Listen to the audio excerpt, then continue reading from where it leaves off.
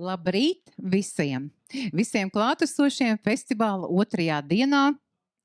Un šī diena solās būt vēl jaudīgāka par vakardienu, kaut gan arī vakar mums bija daudz interesantu sarunu, daudz jautājumu un daudz vērtīgu atziņu.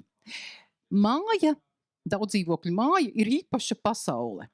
Vienam ir svarīgs jumts, citam ir svarīga kāpņu telpa, bet kādam kaimiņš, kurš ir aizmirsis aiztaisīt pagraba durvis. Taču māja mums māca arī sarunāties. Sarunāties un sadarboties. Un demokrātija sākas ne jau saimā un ne jau pašvaldībā. Demokrātija mājā sākas kāpņu telpā, sadarbībā ar kaimiņiem, kopsapulcēs un kopīgā sadarbībā. Tā ka šodien mēs turpināsim runāt par šo sadarbību, un nevelti mūsu diskusijas viens no svarīgākajām tēmām ir māja ir demokrātija. Šodien būs kāda ļoti interesanta praktiska tēma, bet pirms mēs ķeramies šai praktiskai tēmai klāt, es jums pastāstīšu, kas vispār jūs šodien sagaida šeit festivālā. Pirmkārt, nedomājiet, ka jūs te sagaida lietus. Lietus jau ir mitējies. Otra lieta, jūs sagaida 4, vēl bez šī pasākuma, tad 4 ārkārtīgi interesanti pasākumi. Mēs runāsim par kopības spēku, par to, kāda būs daudzdzīvokļu māja pēc 10 gadiem. Mēs arī politiķus karstajā krēslā cepināsim un runāsim par daudzdzīvokļu māju sakoptāko pagalmu. Konkursu, kurš jau 3. gadu šobrīd ir izsludināts kā viens no interesantiem pasākumiem, kur balvu fonds ir 7,000 eiro. Tā kā aicinām visus nākat, tātad šeit ir gan pasākumi, gan arī konsultācija telts, kur mūsu asociācijas biedri un sadarbības partneri sniegs konsultācijas un tiešām atnesiet savu problēmu šeit, jūs noteikti to nenožēlosiet. Ķeramies klāt šim praktiskam jautājumam, ja praktiskai meistarklasei un neveiksmīgs pārvaldnieks. Ak vai, šis rīts ir jāsāk ar vārdiem neveiksmīgs. Taču šeit nav runa par pašu problēmu, šeit ir runa par risinājumiem. Tāpēc šīs dienas meistarklasē mēs pievērsīsimies jautājumam par to, kā ne tikai nomainīt pārvaldnieku, bet kā saprast, ka pārvaldnieks tiešām ir neveiksmīgs vai nav veiksmīgs. Paskatāmies, šeit mūsu prezentācijā mēs redzam, ka tā galvenā meistarklases definīcija ir tā, ka neveiksmīgs pārvaldnieks nav tas, kas mēdz kļūdīties. Noteikti nē. Bet par neveiksmīgu pārvaldnieku mēs varam runāt tad, ja mājā rodas sistēmiskas problēmas, un tātad pārvaldnieks nerada mājai drošību, caurspīdību un arī kustību uz priekšu. Kā tad mēs to varam noteikt? Pirmais, mums nav informācijas. Tātad, mīļie dzīvokļu īpašnieki, ja jums nav informācijas, dokumenti, tāmes, uzkrājumi un arī informācija par lēmumu izpildi, vai tie ir grūti pārbaudāmi, vai nav nekur atrodami. Atcerieties, ka mums ir viens svarīgs informācijas avots, tas ir BIS mājaslieta, jeb digitālā mājaslieta, kurā tiem pamatjautājumiem, tā kā ja pamatinformācijai būtu jābūt. Jautājiet savam pārvaldniekam, ja tā nav. Otra lieta. Runāt par neveiksmīgu pārvaldīšanu mēs varam tad, ja nav rīcība.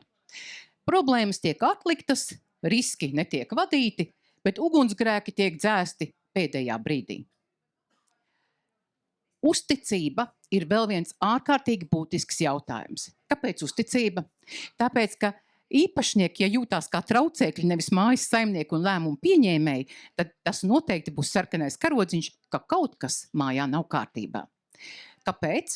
Tāpēc, ka pārvaldīšana jau likumā ir definēta kā uzticības attiecības. Tātad pārvaldnieks ir tas, kurš bauda uzticību, dzīvokļu īpašnieku un kopības uzticību, kas ir viņam tāds spēcīgs mandāts darboties. Un vēl svarīgs ir arī atbild uz jautājumu, vai ar šo pārvaldnieku, jūsu pārvaldnieku, māja kļūst drošāka, sakārtotāka, un spēj pieņemt lēmumus. Mums ir ļoti svarīgi, lai pārvaldnieks būtu tas, kurš rūpējās par mūsu māju kā aktīvu. Jā, jūs nepārklausījāties. Nevis ieskrūvē tikai spuldzītes un apskatās, vai ir sakopta apkārtne, bet rūpējās par to, lai jūsu mājas vērtība un līdz ar to arī dzīvokļa vērtība nesamazinātos, bet tieši otrādāk palielinātos. Jautājums auditorijai. Kurā brīdī jūsu mājā beidzas pacietība un sākas rīcība? Vai šeit ir kāds, kurš varbūt ir izgājis cauri šim procesam un kuram ir izticējusi pacietība un sākusies rīcība? Lūdzu. Labrīt. Es dzīvoju 13 dzīvokļu rindu mājā, kas ir pēc juridiskā statusa daudzdzīvokļu māja. Apsaimniekotājs bija pietiekami zinām apsaimniekošanas kompānija un radās konflikti pēc konflikta. Jums tas labs slaids bija pirms tam iepriekšējais. Bija pārkāpti visi tie punkti. Mēs nodibinājām biedrību, savācām 50+1, nobalsojām, pateicam iepriekšējiem apsaimniekotājiem uz redzēšanos un paši apsaimniekojam. Mums apsaimniekošanas maksa ir 0 eiro mēnesī. 0. Mums ir līgums par atkritumu izvešanu, tad ar klineru. Mums ir līgums ar biti, jums ir automātiskā šlagbaums, kur mēs uzvanam attaisās vaļā, tur 6 vai 7 eiro mēnesī. Tad mums ir līgums ar elektrumu, jums ir centrālā apgaismošana teritorija un lokāla attīrīšanas iekārta. Un ar Rīgas ūdens jums ir centrālais ūdens skaitītājs. Un tālāk mēs savācam visu. Un mums ir, pat cik mums nav mūsu mājā neviena tāda kvalificēta grāmatieša, un likums prasa, ka grāmatvedība nevar kārtot. Es varētu viņu arī sakārtot. Es esmu buņģiniers. Bet mēs algojam kompāniju un grāmatvedi, kas vienkārši izraksta tos rēķinus, sadala, un tas ir 15 eiro mēnesi no mājas. Un tie ir mūsu izdevumi. Kas ir gadā jāiztais? Hidrantu pārbaude, tagad augustā jāuztaisa, kas pēc likuma tiek prasīts. Notiek ūdeņa analīzes, jāizved uz laboratoriju, jāpaskatās ienākošais izējošais ūdens, tas maksā 65 eiro. Tad janvārī jāiesniedz ir valsts vides dienestā šīs atskaita par notekūdeņa analīzēm pirms, pēc un jāizrēķina dabas resursu nodoklis, 32 eiro gadā. Un līdz martam statistikas pārvaldē jāiesniedz atskaita par attīrītiem notekūdeņiem. Tas arī visa apsaimniekošana. Zāli mēs nopaļojam paši, sniegu mums ir pūtējs izpūšam paši. Ja kaut kas jāpiekrās, izdaram paši. Lieliski, paldies par dalīšanos. Par dalīšanos tātad iespēja, tagad jārunā, tiešām tas diezgan specifisks arī objekts ir rindu mājas, bet tiešām viņas ir uzskatāmas par daudzdzīvokļu mājām. Un tātad jūsu pacietības mērs tomēr ir bijis kādā brīdī pilns. Jā, un ir izcinājums. Lūdzu. Pajautāt tā teritorijas kopšana, 13 rindu mājas. Kā tie cilvēki savā starpā vienmērīgi sadala šo kopšanu, sniega pūšanu, zāles spļaušanu? Jā, ļoti vienkārši. Īstenībā vakardien bija tāda vēl viena interesanta lekcija par tajā zaļajā teltī. Tas, ko grēko jaunie attīstītāji, tad uztais daudzdzīvokļu māju projektu sadala dzīvokļus īpašumos. Katram īpašumam ir, tā teikt, ir savs īpašnieks. Un zemi nodod kopīpašumā, neuzrakstot zemes lietošanas kārtības noteikums. Un, lai viņas uzrakstītu, tur nepietiek 50+1, tur ir 3/4 jāsavāc. Mums ir sadalīta, tad mums ir individuāli lietojamie gabaliņi, kas mēs iznākam ārā no savas terases, ir tāds mazs gabaliņš, kas ir mums individuāli lietojams, aprakstīts, ko tur var darīt. Kāda ir zāle, kāda krūma, cik mēs griežam un tā tālāk. Tad mums ir tā saucamais Ziemassvētku laukums, kur aprakstīts, ko mēs tur darām, kāds ir šīs atrakcijas, uzstādāms bērnu vai pasākumu tā tālāk. Tad mums ir stāvlaukums kopīgs, arī aprakstīts ir. Un tad mums ir attīrīšanas iekārta 50 metru aizsargu josla, kas ir aprakstīta. Jā, paldies. Paldies par dalīšanos. Patiešām paldies. Varbūt ir vēl kāds, kuram ir bijis pacietības mērs pilns un kurš ir gatavs dalīties? Man bija jautājums par to, cik ilgi šitā bezmaksas var darīt, jā? Kamēr tas cilvēks viens aktīvs ir tajā kopienā, tikmēr būs bezmaksas, var pierunāt, bet viņš jau nedzīvos ilgi. Jo tomēr jābūt apsaimniekam, kuram maksā algu. Es uzskatu, ka vajag maksāt to algu apsaimniekotājiem, jo viņš rūpējās, viņš koordinē, viņš dara. Labi, šis ir redz gadījums. Mums sākumā bija, ka paši sadalījām, bet pēc tam kaut kāda atbildība, ka ja kaut kas notiek, un atbildība prasīs. Paldies par viedokli. Jā, varbūt ir vēl kāds, kurš var dalīties ar savu pacietības mēru. jautāt, nē, bet tagad drošāk padalīties un pēc tam varēs drošāk jautāt. Nu jā, mūsu māja bija tāda, ka tur bija tā kā reiz 10 pārkāpti visi tie punkti. Un, Reiz 10. Reiz 10. Nu, mums katastrofāli, pilnīgi likās atomkarš, jo tajā mājā ir noticies pa tiem gadiem. Nu tā, kad nauda visu laiku plūst, tiek maksāta, parādu pa lielam nav. Bet Tā ir liela daudz dzīvokļu māja. 96 dzīvokļi. Nu, lūk, un tad sākām lēnām mosties augšā, un bija ļoti arī liels apsaimniekotājs, bija ļoti liels cīniņš, ļoti grūti. Tur tika izmantoti jau kādi instrumenti, jau iepriekš izdomāti, lai tikai mēs nevarētu no viņiem aiziet. Un mēs sapratām, ka viņi visu savu to juridisko bloku vai jaudu pa mūsu naudu pavērš pret mums pašiem, kā dzīvokļu īpašniekiem. Ja? Bet mēs bijām paralēli tiesvedībā 5 mājas, vienlaicīgi gribējām iet projām, tāpēc mēs savā starpā sazinājāmies, mēs zinājām jau nākamos soļus, tas mums ļāva sagatavoties, ja, jo tur bija tā kā pārdomāts vispār tāds strateģisks plāns, kā tiem nabaga īpašniekiem nemaz tik viegli neaiziet. Jā, viss beidzās, protams, laimīgi, mēs uzvarējām, un, kā es vakar minēju, tad mūsu māja nepilnu gadu laikā parādījās nauda, un nepilnu 3 gadu laikā mēs izdarījām 3 reizes vairāk nekā 30 gadu laikā pēdējo. Tā kā, jā, tur tiešām tie sarkanie karogi runā paši par sevi. Paldies par dalīšanos. Jā. Arī gribētu tādu bišķiņ neveiksmīgāku stāstu. Man arī šeit lielākoties pilns mērs, bet mums vēl pacietība ir ļoti, ļoti augstā līmenī. Jo Un kāpēc? Kāpēc tā pacietība ir tik augstā līmenī? Uzticība vecajam pārvaldniekam. Uzticēšanās. Jā. Neskatoties uz to, ka ir arī sarkanie karodziņi, Jā, dodat, nemitīgi. bet esat devuši pēdējo iespēju. Ceru, ka nē, ka nedosim vairāk iespējas. Labi, varbūt vēl kāds dalīsies. Jā. Par aiziešanu. Tad mēs aizgājām no savu iepriekšējā pārvaldnieku, jo mēs gribējām atjaunot māju. Un mēs sapratām, ka ja mēs kā biedrība to darīsim ar citu pārvaldnieku, tas vienkārši chronoloģiski būs īsāks laika posms. Un mēs ietaupīsim kāds 2 gadus, un tas motivācija bija tie avārijas remonti, kas tika nemitīgi gadu laikā veikti, kas bija ļoti dārgi. Jā, paldies. Un vēl dodam kungam vārdu. Ar šāds pat visi dokumentāmas, nekas nav, ir viena māja, kura tagad grib mainīt pārvaldnieku.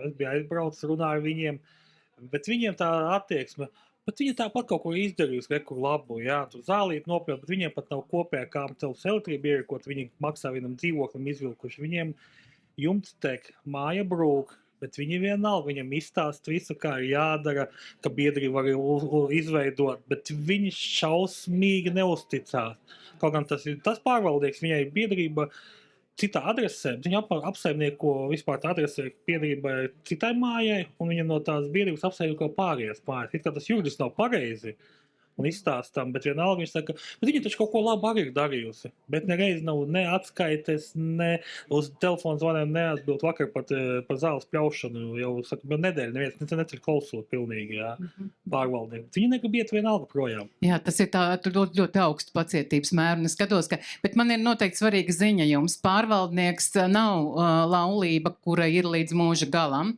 Pilnīgi noteikti nē. Ja pārvaldnieks ir neveiksmīgs, viņš ir jāmaina. Un vēl arī šodienas meistarklase ir tam, lai jūs saprastu, kā to izdarīt. Ja šie sarkanie karodziņi ir, un tas pacietības mērs ir svērts un mērīts, tad mums ir jāsaprot, ka mums ir konkrēti soļi, jeb instrukcija, kas sastāv no 6 soļiem, kā nomainīt neveiksmīgu pārvaldnieku. Mēs iziesim šeit pa visiem šiem soļiem, gan problēma fiksēšana, gan dzīvokļu īpašnieku apvienošanās, jeb kodola izveidošana, jauna pārvaldnieka izveidošanās, lēmums, balsojums, dokumentu pārņemšana. Un vēl viena recepte šodien, kas ir paredzēta saistībā ar to, ja vairākums klusē. tad ir iespējama atkārtota sapulce vai atkārtota aptauja, ja vien ir ievērot likumā noteiktā kārtība. Un tas nozīmē, ka arī mazākumam ir iespēja mainīt pārvaldnieku, ja tiešām lietas neizdodas. Un šeit šī proporcija ir 100 dzīvokļu mājā, 18 dzīvokļu īpašnieki var mainīt situāciju kardināli. Tātad ir vajadzīgi tikai 18 dzīvokļu īpašnieki, lai mainītu situāciju. Tāpēc ar to pacietības mēru ir tā, kā ir, taču ja ne tikai vairākums ir pasīvi, un proaktīvie dzīvokļu īpašnieki redz, ka ir kaut kas jādara, tad likumdevējs šādu instrumentu ir sarūpējis jau no pagājušā gada. Ķeramies klāt. Tātad mūsu meistarklases maršruts. Gan fiksēt problēmas, gan apvienot īpašniekus, izvēlēties jaunu pārvaldnieku, sagatavot lēmumu, balsot un pārņemt dokumentus. Mēs iziesim solīti pa solītim, un es arī izstāstīšu šajā maršrutā, kas tad ir tās ļoti svarīgās lietas, jeb knifi, ko mēs nedrīkstam palaist garām, un kas noteikti būtu jāzina. Un uzreiz ir jāsaka, jā, pārvaldīšana, ja pārvaldnieka maiņa ir reti komplicēts process, kurš arī pat juristiem sagādā diezgan lielas galvas sāpes saprast, kā šo procesu novadīt. Jo tur šajā procesā ir daudz svarīgu lietu, arī dokumentu, kuriem ir jābūt precīzi un ļoti atbildīgi un pareizi noformētiem. Bet soli pa solim mēs tiksim šodien līdz rezultātam.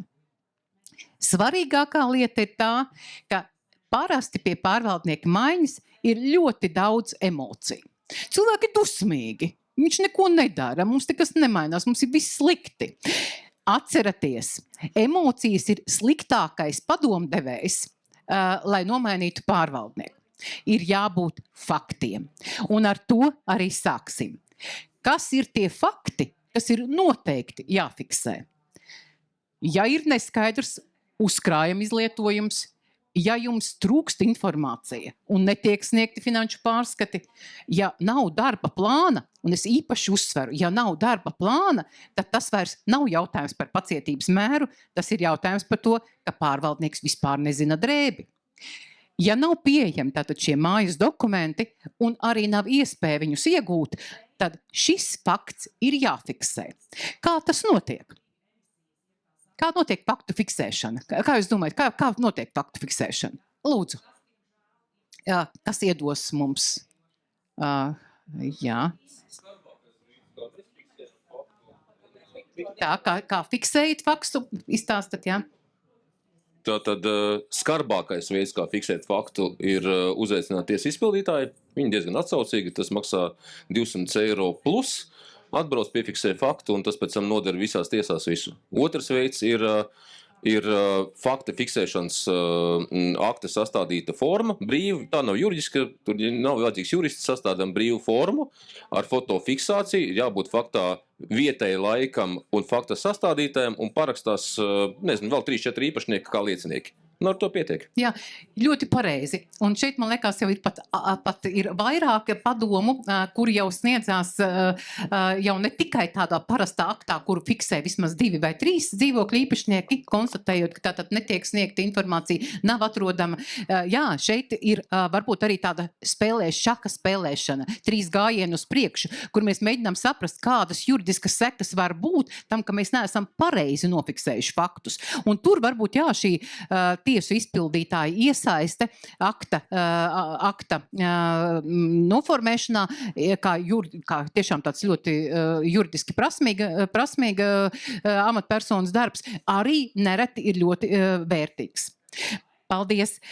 Praktiskais princips, kas jums ir jāzina. Pirms pārvaldnieka maiņas īpašniekam ir jāspēj pateikt, kas tieši nav izdarīts. Kad tas notika, kādi dokumenti to apliecina un kādas sekas tas rada mājai. Mēs jau, man liekas, saprotam par sekām. Jo vispār runājot par pārvaldnieka maiņu, ir jāsaprot, ka aktīvs, jeb māja, kurā jūs dzīvojat un kurā nenotiek tātad tie procesi, kuri jums ir svarīgi kā īpašniekiem, tad ir risinājums jāmeklē. Un ar to pacietības mēru arī ir jābūt ļoti uzmanīgiem, jo pacietības mērs maksā dārgi.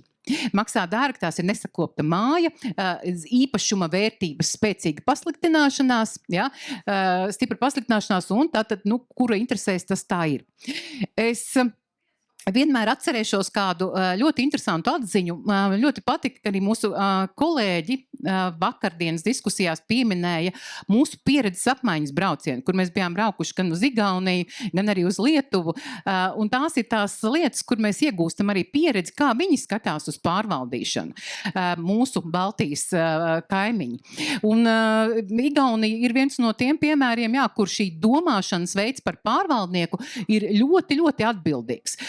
Es atceros, ka arī vienā no braucieniem Pērnavā viens no pārvaldniekiem teica, jā, mēs saprotam, cik tā ir milzīga atbildība, jo pārvaldnieks taču pārvalda svešu lietu. Viņš pārvalda to, kas kādreiz dzīvokļu īpašniekiem ir vienīgais aktīvs un visvērtīgākais aktīvs. Viņam tiek uzticēts pārvaldīt reizēm pat dārgāko, kas dzīvokļu īpašniekam pieder.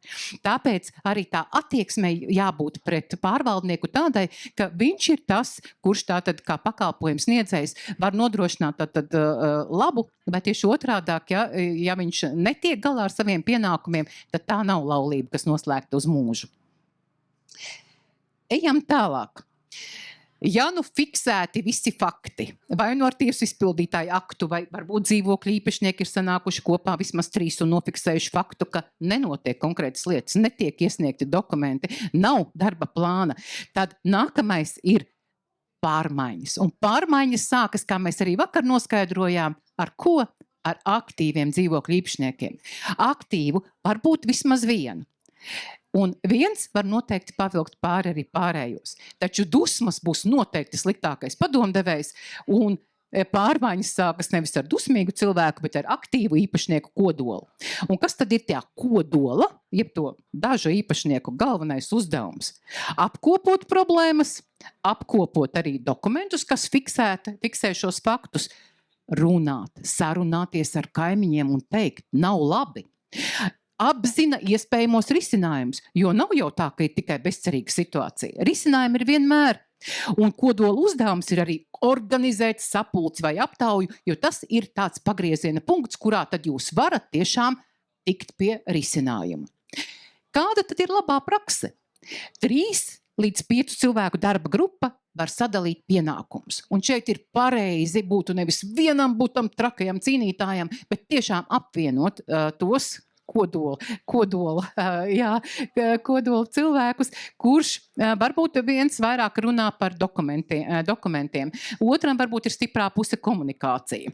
Trešais varbūt ir tas, kurš tiek skaidrībā ar iespējamiem jauniem pārvaldniekiem, kurus tad māja gribētu piesaistīt. Kāds varbūt ir spēcīgs dokumentu sagatavošanā un var paņemt šo balsošanas organizēšanu un saziņu pēc lēmumu. Katrā ziņā tas kodola uzdevuma, kodola darbs ir ļoti, ļoti svarīgs. Jo šeit tātad rezultāts ir atkarīgs no tā, cik labi jūs esat sagatavojušies. Un atcerieties, māja sāks mainīties tikai tad, kad jūsu neapmierinātība taps par organizētu rīcību. Tā, tik tālu jūs esat, tātad akti ir sastādīti, fakti ir fiksēti, kodola komanda, jeb kodola grupa ir izveidota, un mēs ķeramies pie jaunā pārvaldnieka izvēles. Jo viena lieta ir, mēs no vilka mūkam, lai mēs uz lāci neuzkrītam. Tāpēc ir ļoti svarīgi, lai ne tikai aizejam no vecā, bet mērķis ir iegūt labāku pārvaldīšanu. Un tagad šis ir viens no tādiem svarīgiem jautājumiem, kur tad dabūt to labāko pārvaldīšanu. Tas nozīmē, ka jums būs jāsalīdzina. Salīdzināšana ir viena no lietām, kura dod jums datus, jeb dod iespēju izanalizēt un saprast, kā jūs varat tiešām paļauties, ka tas nākamais pārvaldnieks būs tas, kurš godprātīgi un labi pārvaldīs māju. Ko mēs salīdzinām? Pārvaldīšanas maksu, bet pārvaldīšanas maksas salīdzināšana ir ārkārtīgi bīstama, ja mēs nesaprotam, kas pārvaldīšanas maksā ietilpst. Tāpēc šis ir kompleksi skatāms jautājums, tātad pārvaldīšanas maksa un kas tajā ietilpst. Avāriju apkalpošanas kārtība, finanšu caurspīdība, komunikācija ar īpašniekiem, tie visi ir salīdzinoši aspekti. Es atceros, man pagājušajā gadā viens no mūsu asociācijas biedriem jautāja, pasaki, kas būtu tas labākais veids, kā es varētu tikt pie laba pārvaldnieka. Un tā pirmā doma, kas man ienāca prātā, es domāju, tu jau esi noskatījis. Jā, viņš saka, esmu. Es saku, bet tad jau noteikti šis pārvaldnieks pārvalda kādu māju. Jā, pārvalda. Ja viņš pārvalda kādu māju, tas nozīmē, ka kāds var sniegt atsauksmi par viņu darbu. Un šī ir viena no lietām aiziet uz to māju, kuru pārvalda jūs iecerētais pārvaldnieks un saprast, kā tad tas notiek, kā tiek organizēti procesi, ko saka dzīvokļu īpašnieki un ko saka pati mājas, tātad apskate no ārpuses. Jautājums kandidātam, tātad tam, kuru jūs izvēlaties. Un šeit atceros, diezgan bieži arī asociācijā vēršās cilvēki, kuri jautā, kas ir tas tests, pēc kā es varu pateikt, ka pārvaldnieku tiešām, kā es varu vērtēt jauno iespējamo pārvaldnieku. Uzdodiet jaunajam pārvaldniekam iesniegt 90 dienu plānu, ko viņš ir iecerējis 90 dienās panākt. Un atbildēji ir jābūt nevis idejai par to, bet konkrētiem soļiem, ko viņš gatavojas, ko viņš ir gatavs darīt, lai vērstu lietas par labu. Tātad dokumenti, finanšu pārbaude, tehniskais stāvoklis, prioritārie darbi. Alternatīva vienmēr ir jāsagatavo pirms balsojuma, nevis pēc tā. Jo nereti viena no lielākajām kļūdām dzīvokļu īpašniekiem, kuri ar emocijām ķerās pie pārvaldnieka maiņas, ir tas, ka vispirms mēs atvadāmies no vecā, bet īsti vēl neesam sapratuši, kas tad būs tas jaunais.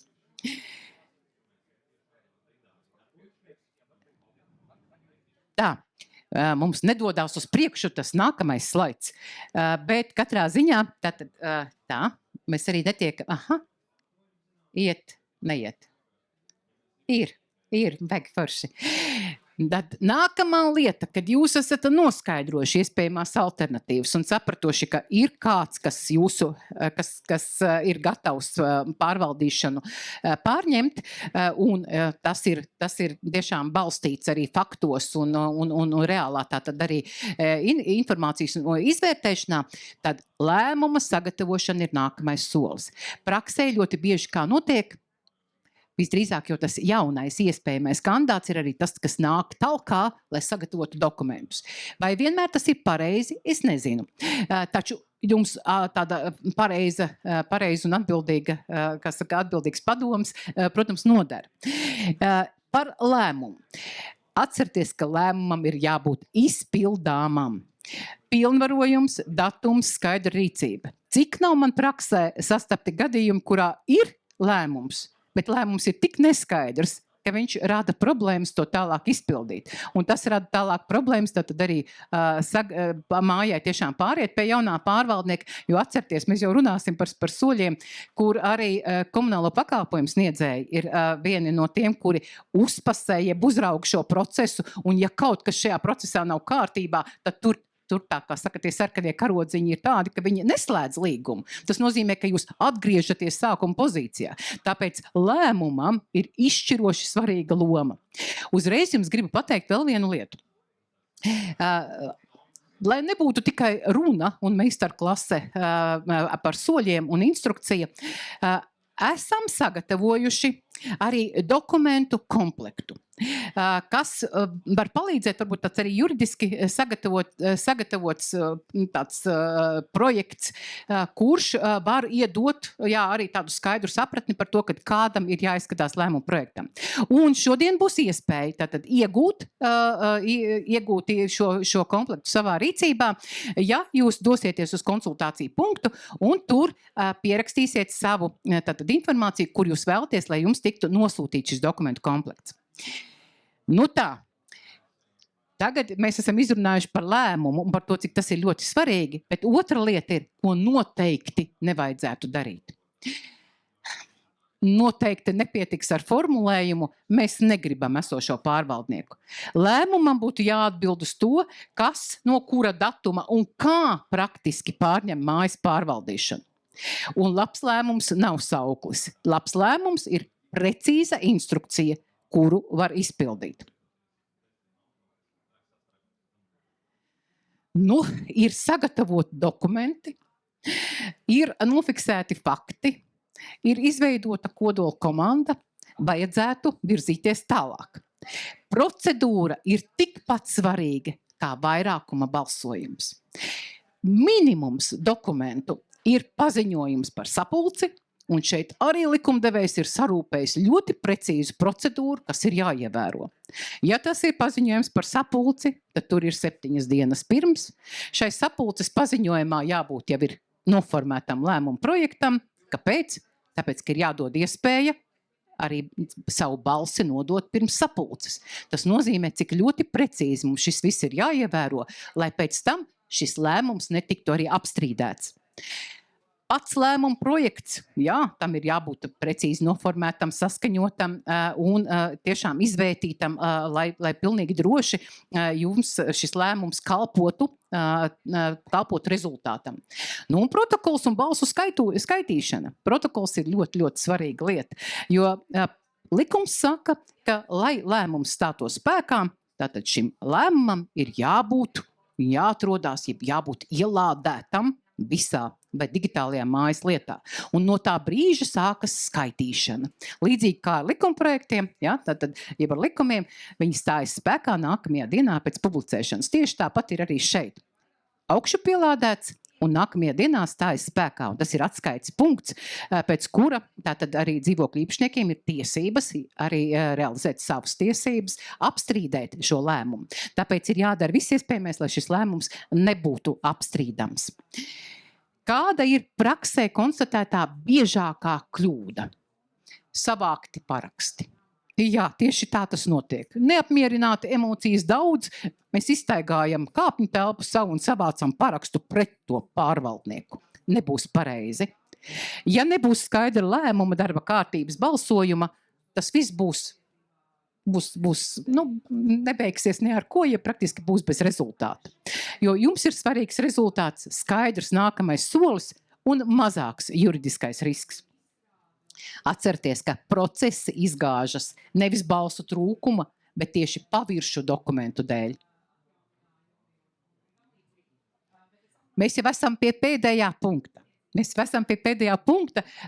Jo tad, kad mums ir sagatavoti arī šie dokumenti, mēs ķeramies klāt pie dokumentu nodošanas, jeb pieņemšanas. Kā tas notiek? Tātad šis pēdējais procesa solis ir ārkārtīgi svarīgs. Nevelti likumā ir noteikta kārtība, ko dēvē par tātad juridisku dokumentu pieņemšanas nodošanas aktu, un kuram klāt vēl arī likumdevējs ir paredzējis tātad jebkādu domstarpību gadījumā sagatavot domstarpību protokolu. Vārds domstarpību protokols, ko nozīmē? Tātad par kaut ko neesam vienojušies, par kaut ko neesam tikuši skaidrībā. Tātad arī šeit ir recepte. Likums tā visu ir paredzējis, bet soli pa solim. Tātad, ja jāpārņem dokumentus un māju lietu, tad ir jāpārņem tātad šobrīd digitālā mājas lieta tomēr ir zināmā mērā mums atvieglo šo procesu, ja viņa tikusi kārtota, bet es jau saprotu, ka lielākoties tomēr pārvaldnieka māja ir saistīta ar to, ka nav bijusi kārtota. Finanšu informācija, uzkrājums, līgumi, parādu informācija, atslēgas, piekļuvis, aktuālie dati, tātad tas viss ir jāpārņem. Un ir jānodrošina, ka jaunais pārvaldnieks tiešām saņem pilnu informāciju, nevis hausu. Ja? Un šis pieņemšanas nodošanas akts tad ir drošības instruments visām pusēm. Es zinu, kāds no jums šajā brīdī jau saka, kas ka pieņemšanas nodošanas akts? Vienalga nekas ar to nebeidzās, ja? Jo pieņemt un nodot ir ļoti, ļoti sarežģīti. Ko nozīmē sarežģīti?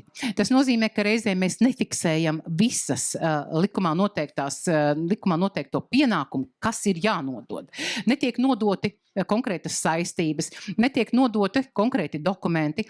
Tāpēc no savas prakses varu teikt, nekad neparakstiet pieņemšanas nodošanas aktu. Ja kāds apgalvo šajā pieņemšanas aktā, tad vecais pārvaldnieks, ka viņš jums nodod mājas lietu. Jo praksē esmu redzējusi, ka mājas lieta ir vienkārši dažādu dokumentu savirknējums kopiju veidā, kas ir sakārtots vienā mapē un vienkārši haotiski tiek nodots. Tāpēc ļoti svarīgi ir fiksēt, ko tieši jūs pārņemat, kas ir tas, ko jūs nepārņemat, un šajā domstarpību protokolā noteikti fiksējiet visu to, kas jūsu ieskatā tātad nav pārņemts, jebkur jūs nesat saņēmuši. Īpaši tas svarīgi ir ar saistībām. Kāpēc? Tāpēc, ka parādu jautājumi tajā brīdī, kad jūs esat parakstījuši pieņemšanas nodošanas aktu, ir juridiski nostiprināti. Un ja jūs neesat pārliecināti, ka patiešām šīs saistības ir pilnībā saprotams abām pusēm, tad tas var radīt pēc tam problēmas un riskus dzīvokļu īpašniekiem un arī jauniem pārvaldniekam, kuram ir pienākums tātad šos parādus tālāk piedzīt. Labas pārņemšanas process pasargā mājas naudu, dokumentus un turpmāko darbu nepārtrauktību. Šī ir ārkārtīgi svarīga lieta, lai varētu mājā tātad sākties jauna dzīve. Vai, jautājums, mīļa auditorija, jums, vai šajā procesā ir bijušas, ja kādam ir tāda pieredze, ir bijušas kļūdas, un vai tās jūs esat konstatējuši? Kaut kur ir varbūt ne līdz galam izdevies sakārtot. Lūdzu, kungam, vārds. Kur ir bijušas problēmas šajā procesā?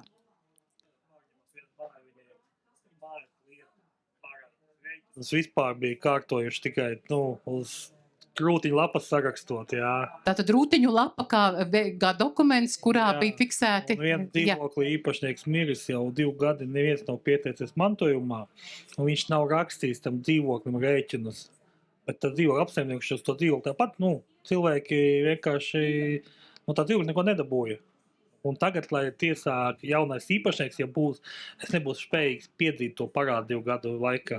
Jā, jūs ļoti pareizi demonstrējat šobrīd tās, kādas sekas iestāsies tam, ja nav pārņemti, ja nav iepriekšējais pārvaldnieks vedis pietiekami skaidri, bet tas viss ir jāfiksē domstarpību protokolā. Pašlaik pārņemu, bet es nezinu, viņš man čalis iedeva vienkārši rūtiņu lapu, tik parādā tas dzīvoklis, tik tas. Cita nav rēķina nekāda. Viņi vienkārši savā starpā vienojuši. Viņi ļoti labi kaimiņi. Viņas goda vārdu to visu rīkojās. Un tagad viņiem pārņemot... Bet jūs esat atvadījušies no šī pārvaldnieka, ja vēl nē? Nē, es pārņēmu to māju. Man viņi uzrunāja, ka tas, kas viņam mājas vecāks, ka viņam vairs nav laika ņemties. Viņš palūdza, lai es pārņemu to māju kā pārvaldnieks. Viņš man atdod tos dokumentus, man šādi bija kārtots. Tagad es nezinu, kā man piefiksē to, ka tas dzīvoklis ir parādā. Grūti, šausmīgi. Jā, tā ir milzīga problēma. Tātad šī neprofesionalitāte ir radījusi būtiskas sekas, un arī iespējas tālāk varbūt risināt jautājumus, kas ir ar saistībām. Jāsaka gan, ka... Cilvēks godīgi, viss ir godīgi, nekāda pretenzija, ka nav maksāts, bet kā lai es tagad piefiksēju to, ka viņam nav pretenzija pret to mājas bijušo pārvaldnieku. Ļoti labas attiecības un ļoti labs viņš ir bijis. Labs cilvēks. Jā, bet viņš nav juridiski nav kārtojis to lietu. Māja ir sakārtot, viss ir kārtība apkārtni un tā, viss apmierināt, bet... Jūs ļoti labi nodemonstrējāt šobrīd vienu no svarīgākajām lietām, ka pārvaldnieks, viņam ir tik daudz kompetences. Es vienmēr ar tādu lielu bijību skatos uz pārvaldīšanas likumu 14. pantu, kur tās kompetences visas ir uzrakstītas, kas ir pārvaldniekam, kādām kompetencēm jāpiemīt. Un tad, kad tur ir pats par sevi skaidri rakstīts, ka šī parādu administrēšana ir viena no būtiskākajiem pienākumiem, un ne tikai, bet viens no svarīgākajiem jautājumiem pārvaldniekam ir informācijas sniegšana un aktuālas un pilnīgas informācijas sniegšanas. Kā jūs domājat, kāpēc likumdevējs šajā pantā ir ielicis aktuāla, nepārprotama, pilnīga informācija? Kāpēc nevis tikai informācija, kas viņam ir jāsniedz, bet ir norādījis, kādai viņai ir jābūt? Tāpēc arī jūsu gadījumā praktiski jūs jau cīnaties ar sekām. Ar sekām, un, protams, ka tas ir traucēklis liels sakārtot, bet noteikti apstāties gan vajadzētu tomēr mēģināt fiksēt un tomēr risināt šos jautājumus, gluži nepaslaucīt zem tepiķa. Tā, varbūt ir kādi jautājumi par pašu pārņemšanas procesu. Varbūt ir kāds, kurš ir jau domās par to, ka šis process ir priekšā. Tā, varbūt mikrofonu lūdzu. Lūdzu. Par parādiem, par īpašnieku parādiem. Ja grāmatvedis izdrukāja lapiņu, kur ir rakstīts pirmam dzīvoklim 1 parāds, tam 100 eiro, otrajam tam 300, tas ir pietiekams vai ne? Es saprotu, ka pārvaldnieks ir sniedzis informāciju uz jautājumu, kāds ir parāds konkrētiem dzīvokļu īpašniekiem. Jā, arī šāda informācija ir, jā, viņa iedod jums vismaz sākotnēji saprast par to, kas tiešām tur šobrīd, kāda ir situācija. Ja jūs gribat jau detalizētāk, arī tā ir jūsu tiesība pārvaldniekam prasīt, tātad skaidrot pozīciju, tieši kādu daļu sastāda, pieņemsim, uzkrājuma nauda, tieši kādu daļu sastāda pārvaldīšanas maksa un tieši kādu daļu sastāda komunālo pakalpojumu. Ja? Bet atkal, te ir tas pats, ko es jums teicu, pārvaldīšanas likums, kurš saka, pilnīgu informāciju pārvaldniekam ir jāsniedz dzīvokļu īpašniekiem. Tātad šajā gadījumā, ja jūs prasat un jums izsniedz tikai informāciju, kuru jūs neapmierina, jebkura nav pietiekami izvērsta un pilnīga, jūsu tiesības ir prasīt izvērstāku informāciju. Jā, tā. Labi, varbūt vēl kāds jautājums? Lūdzu, šeit mikrofons. Man varbūt nav jautājums, bet tas ir par tiem lāčiem un vilkiem, tur, ka tev tur jauns jāizvēlās, jā, un tad īsti, man liekas, tas ir tāds viens no svarīgākajiem jautājumiem, ko arī asociācija mājoklis bieži vien uzdod, jo domā, ka varbūt mēs tur zināsim tos cilvēkus labāk un mums būs kaut kāda lielāka pieredze vai vairāk tur stāstu. Bet tas, ko es pati esmu sapratusi meklējot tirgu, bet tā ir tikai mana atziņa, ja, kad piemēram, izvēlās lielu tirgus spēlētāju, ja, tad tā ir tāda loterija, jo beigās tu jau nezini, kāda tev pārvaldnieki piesaistīs. Tas ir tik personīgi atkarīgs no tās personas, ja, kad viena tā uzņēmuma ietvaros, ja, tur var dziedāt slavas dziesmas un var stāstīt briesmīgākos, melnākos stāstus, tikai tāpēc, kad vienai mājai ir viens pārvaldnieks piestiprināts, ja, un mūsu gadījumā bija tāds divnieku karalis piestiprināts, kad es vienkārši, lai nesajuktu prātā, aizskrēja ātri izmācīties par namu pārziņu, tāpēc, ka tur tādas dzeju rindas un tādus makaronus karināju uz ausīm. Tāpēc varbūt manā galvā izveidojās tāds priekšstats, un man ir arī tagad šobrīd tāda reāla pieredze, kad ir tie mazāki pakalpojumu sniedzēji, ja, tev tas pārvaldnieks ir konkrēti cilvēks zināms, nevis kaut kāda loterija, to ar viņu patiešo komunicē, viņš arī ir tas, kas beigās tev uzņemās to atbildību par to tavu māju, un tu saproti, cik viņam ir vēl mājas, un tu saproti, ka tas viss ir paceļams un izdarāms. Tu tā kā ar savu prātu to saproti, nevis, ja tu izvēlies to lielāko tirgus spēlētāju, jā, tad tu jau nesaproti. Jā, kā viņiem tur sadalīts, un viņiem tur visādi ārpakalpojumi un dažādi tie speciālisti, jā, bet varbūt viens cilvēks, ar kur tev jākomunicē, un ar vienu tev sanāk kvalitatīvi to darīt, ar otru mazāk. Tas tā. Ļoti laba problēma iezīmē. Jā, reizēm tiešām pārvaldnieks kā komersants ir, jā, bauda labu reputāciju, un patiešām ir tāds, ar kuru mēs vēlamies saistīties, bet nereti varbūt situācija, kurā šis pārvaldnieka mājai pilnvarotais pārvaldnieks, jā, varbūt nav tas, kā mēs esam iedomājušies, un kurš patiešām ir ar tādu ļoti labu pārvaldnieka gēnu. Jā. Tā varētu būt problēma, bet noteikti tad ir jāaicina, jāmainīt. Un es parasti arī saku, ļoti svarīgi ir tomēr vērtēt, vai tajā pārvaldīšanas kompānijā, kurā tātad jūs esat iecerējuši meklēt jauno pārvaldnieku, cik šobrīd vispār ir kvalificēti profesionāli pārvaldnieki šajā uzņēmumā. Jo es nereti mēdzu stāstīt arī to līdzību ar Stradiņa universitātes klīniku. Ja? Milzu korpusiem esoša, liela tiešām un ar labu reputāciju esoša slimnīca, taču tikai viens ārsts tur ir, tikai viens ārsts. Tad, kā jūs saprotat, šeit ir ļoti liela līdzība arī ar pārvaldnieku. Ja? Ir liela kompānija, bet ja nav pietiekams daudzums šo kvalificēto speciālistu, tad visdrīzāk, jā, ka tā ir diezgan liela riska problēma. Ja? Tā. Lūdzu. Es vēl varētu piebilst par to, ka reizēm ir tā, ka katrai mājai ir savs pārvaldnieks pēc sajūtām. Un man šķiet, ka labs pārvaldnieks potenciālais ir tas, kurš arī pirms vispār piedāvājuma sniegšanas aizbrauc uz šo māju, iepazīsts, apskata, un arī šie iedzīvotāji, tie aktīvisti, viņi sajūt pēc sajūtām, vai šis pārvaldnieks viņiem derēs, un arī šim pārvaldniekam jāsajūt, vai viņam šī māja viņš varēs strādāt ar šo māju. Un iespējams, ka vienai mājai viens pārvaldnieks var strādāt, un cits nevar, un otrādi citai mājai šis pārvaldnieks ir ļoti labs, un attiecīgi citai mājai nav šī te savstarpējā neizveidojās saikne. Un man šķiet, to var sajust tikai tad, ja pārvaldnieks pirms piedāvājuma izteikšanas ir tiešām aizbraucis, novērtējis situāciju un iepazinies uz vietas ar šitiem aktīvistiem. Jā, ļoti vērtīgu problēmu iezīmē šobrīd, jo šī sinerģija starp pārvaldnieku un kopību ir ārkārtīgi svarīga, jo mēs jau sākumā runājam, tās ir uzticības attiecības. Likumā skaidri un gaiši rakstīts, tātad pārvaldīšana ir pilnvarojuma attiecības. Kam mēs uzticam parasti? Ko mēs mēdzam pilnvarot? Tikai to, kuram uzticamies. Tieši tāda arī šeit ir tā līguma slēgšanas daba. Jā, es tieši gribēju papildināt, tas tā kā papildus, tu atgādināji par tiem lielajiem tirpsvētājiem mazajiem, kad mums izveidojās tā sinerģija, un tas ir šausmīgi svarīgi, tas spēlē pēc tam ļoti lielu lomu, bet tajām lielām kompānijām, kad mēs bijām, mums tā kā gadu laikā 3 pārvaldnieki nomainījās, nu tad tur viss tur pazūd. Tā kā, tas ir svarīgi. Paldies par padomu. Tad, ja meklējat jaunu pārvaldnieku, tad ne tikai 90 dienu plāns, kur pārvaldniekam ir jādod ziņa par to, ko viņš darīs, lai situāciju mainītu, bet arī sinerģija, jeb komunikācija. Lūdzu. Man ir par tiem 100 un 300 eiro jautājums. Ir teikts, viņam ir jāsniedz detalizēta informācija, bet viņš nesniedz. Tev ir vienkārši tie 100 un 300 eiro un dzied vai raudi. Man nav citas informācijas. Ko tad darīt? Ļoti labs jautājums, bet šitas ir tas stāsts par pacietības mēru.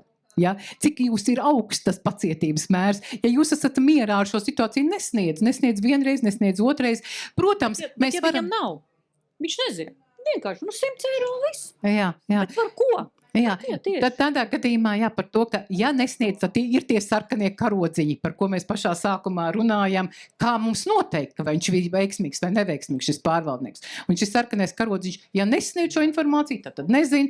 Tātad visdrīzāk šeit būs jautājums par to, cik liels būs pacietības mērs. Bet kaut gan no savā praksē es esmu vienmēr konstatējis, ka nav izveidojusies jebkuras arī vilcināšanās situācijā, kurā tie sarkanie karogi ir ļoti daudz, viņi reizēm spēlē par sliktu. Tāpēc ir svarīgi proaktīvi rīkoties, jo tā ir ļoti nozīmīga lieta, tad šis pārvaldnieka darbs, tāpēc gluži arī to pacietības mēru, latiņu celt dikti augstu arī nevajadzētu. Bet atcerieties, ka pārvaldnieks nav tas, par pārvaldnieku neveiksmīgi mēs nerunājam par to, kas kļūdās. Jo kļūdīties var jebkurš, un tas ir jautājums par to, ka tiešām, ja ir tas vācis tik pilns, un tiešām šī informācija iztrūks tik būtiski, un informācija nesniegta, tad tie ir, tie būtiski apsvērumi. Lūdzu. Vitiņ. Vai drīkst? Drīkst. Man būtu jautājums, cik daudz pozitīvu atsauksmju ir nācies dzirdēt par esošo pārvaldnieku daci. Jums kā cilvēkam, kurš ikdienā ar šo informāciju saskars, ja procentuāli vērtējat, cik no visiem tiem atsauksmēm par pārvaldnieku, cik cilvēki nāk un saka, man ir ļoti labs pārvaldnieks, vai vienkārši labs? Jā. Cik daudz? Labs jautājums, bet es uzreiz gribu teikt vienu lietu. Atcerieties, ka vairāk jau šeit asociācijā griežās tie, kuri nav apmierināti ar pārvaldniekiem. Un vispār cilvēku dabā ir vairāk runāt par to, kas ir slikti. Jo nereti mēs arī latviešiem mums ir daba, ko mēs pieņemam, ka ja ir labi, tad ir labi. Tad kāpēc mums būtu īpaši jāslavē? Taču, jāsaka godīgi, nav tā, ka nav dzirdētas labas atsauksmes. Un es vienmēr priecājos, kad tiek stāstīts par labu pārvaldīšanu, par labiem pārvaldniekiem, par labiem prakses piemēriem, kurus mēs dzirdējām arī vakar. Jā, tad man tā ātrais jautājums būtu, kā asociācija Mājoklis var palīdzēt cilvēkiem, kam ir problēmas ar šo te procesu? Katrā ziņā asociācija Mājoklis ir atbalsts dzīvokļu īpašniekiem. Ko nozīmē atbalsts? Tas nozīmē, ka jūs varat nākt, jautāt, un, protams, esot biedra statusā, jūs iegūstat iespēju šeit saņemt atbalstu no mūsu biedriem, kuri ir gājuši šiem procesiem cauri, neviens vien. Tāpēc šeit ir prakse, pieredze un atbalsts. Un tātad iespēja saņemt arī profesionālas konsultācijas, un ne tikai. Bet atcerieties, ka jebkurā gadījumā arī testēšana, labs vai slikts pārvaldnieks, ir ļoti būtiska, jo dusmas un emocijas ir sliktākais padomdevējs. Jā, es arī drusku gribu piebilst par šo kvalifikāciju, jo es arī sāku biedrību, tā kā uzņēmos šo atbildību, vienkārši kā īpašnieks, daudzdzīvokļu namā. Un es pārņēmu lietu vienkārši maisiņos, Un tikai mācoties kvalifikācijas sapratu, man nav nekādu aktu, nekāda pieņemšana, nodošana, man ir vienkārši maisiņi ar dokumentu. Maisiņš ar tā kā man pasaka, ka tur ir visi dokumenti, un to nav to, ko es meklēju, tur nav.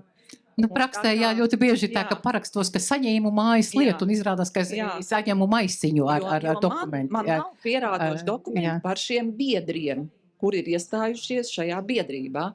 Un, protams, pie kopsapulcēm mēs šo jautājumu atrisinājām, mēs sākām no jauna šo sakārtot. Veikt reģistru, reģistrēt. Jā, tā kā ir ļoti labi, kad ir kvalificēti šie pārvaldnieki. Jebkurā gadījumā izmācās vismaz un zina, ko dara. Jā, paldies. Tātad šeit atziņa par kvalificētu pārvaldnieku, par pārvaldnieku, kurš zina drēbi, jo nevelti valsts ir uzlikusi ļoti augstu latiņu attiecībā uz pārvaldnieku izglītību. Lai pārvaldītu māju, tad ir jābūt vismaz 960 stundu programmā apgūtām zināšanām, kas ir minimālā prasība un kas nedod vēl tiesības kā komersantam darboties, bet pārvaldīt vienu māju uz pilnvarojumu pamatu.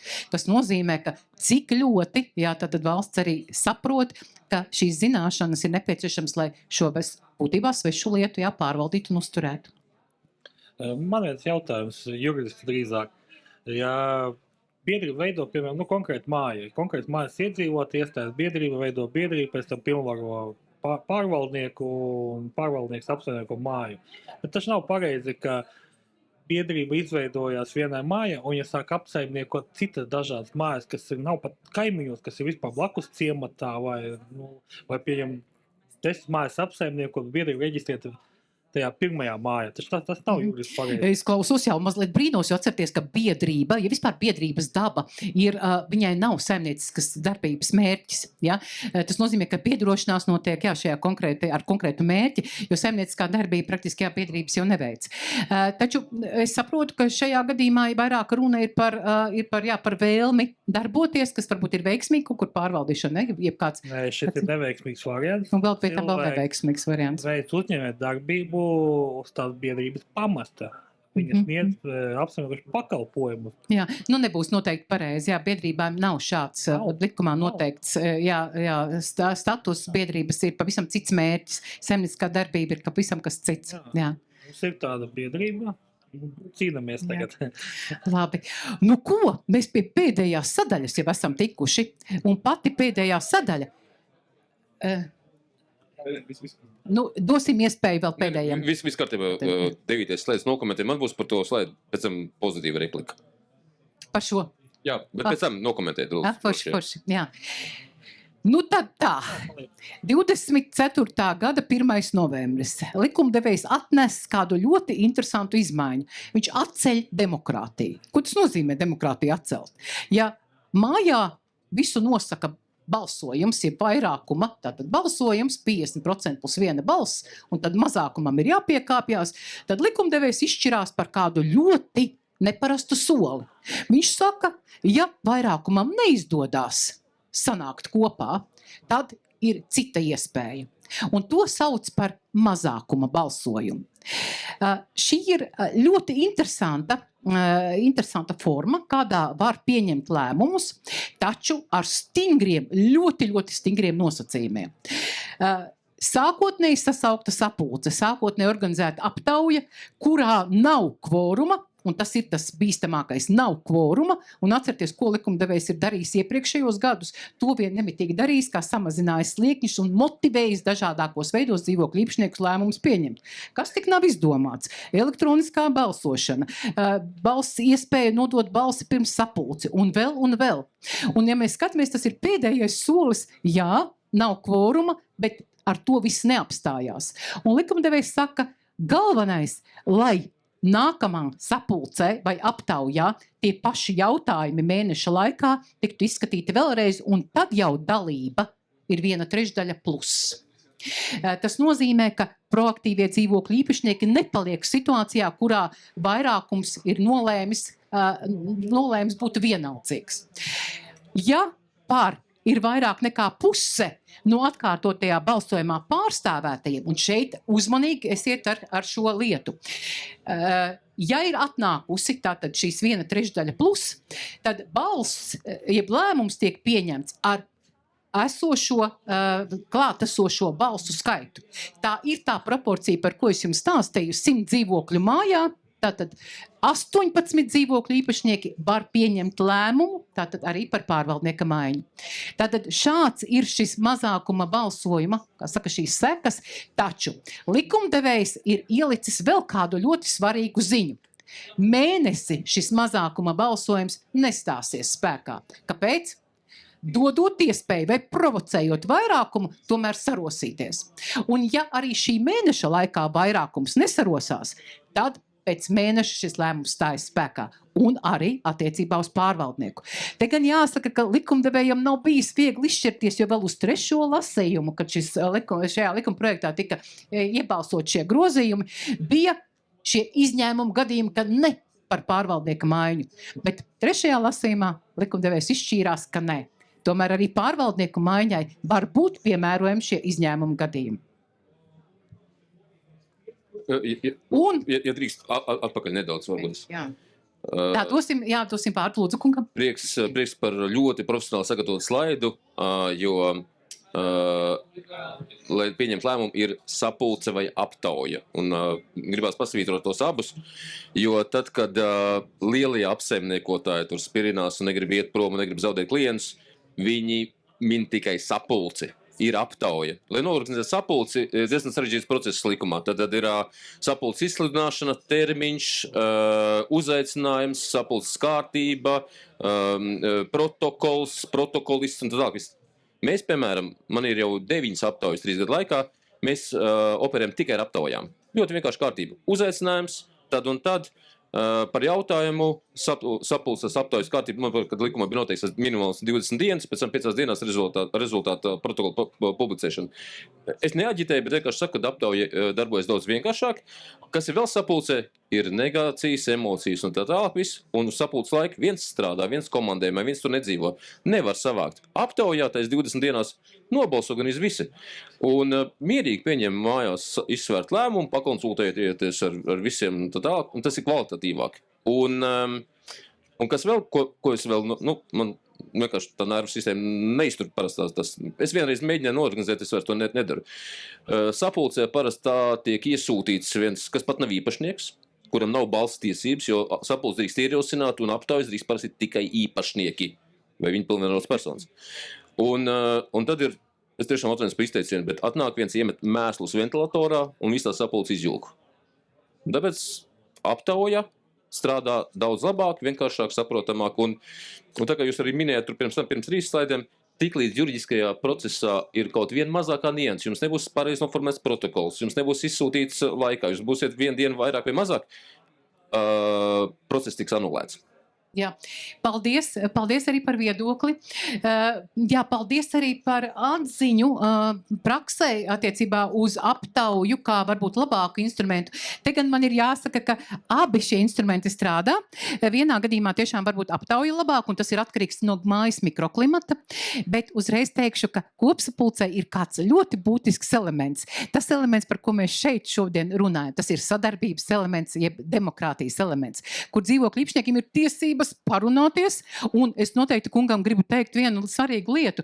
Jūs neielaižat mājā, jeb savās mājas kopsapulcē cilvēkus, kuri nav dzīvokļu īpašnieki, jeb nav atbilstoši pilnvaroti.